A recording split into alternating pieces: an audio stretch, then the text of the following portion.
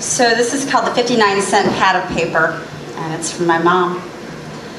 My mother used to work at a private insane asylum.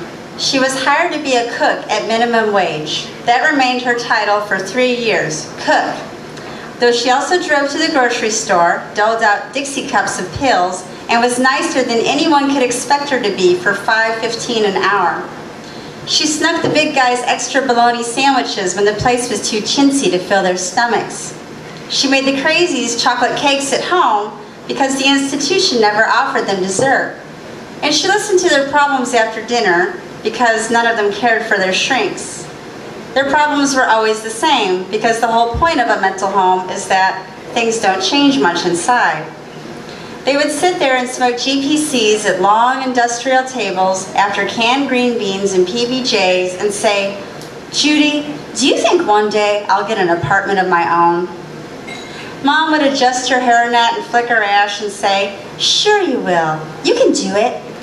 But she told me they were never going no place. Mom decided that since she was already a cook, chauffeur, nurse's aide, dishwasher, pastry chef, and pep talker for $5.15 an hour, she might as well be art therapist too. Her boss said they could try it out as long as she got dinner and the dishes done on time, and she had to buy the art supplies herself. Art therapy was not a required activity, so Mom lured them in with more Betty Crocker, markers, and unlined pads of paper from Ben Frank's, and announced that you couldn't have any cake unless you came and did art, and that smoking was allowed in her class. Smoking is important in the nut house because you're not allowed to make love or go to the movies or drink a beer or buy your own shoes. So smoking means a lot. Everyone came to Art Therapy Day. There was Lori, shy, schizophrenic, and stout, in her Victoria's Secret t-shirt and mullet. There was Tiny Dolly, who always wore blue, and asked, "Is that true?" after everything that anyone said. Mom painted her portrait and called it True Blue. And many more nuts shuffled into Art Therapy Day, about 20 in all, medicated, eager to lick frosting from their fingers. And after they finished their cake, they found drawing to be a fine break from the nothing that they usually did.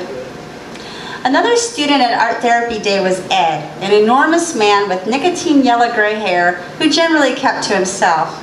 Ed just watched TV and never asked for anything except for extra bologna.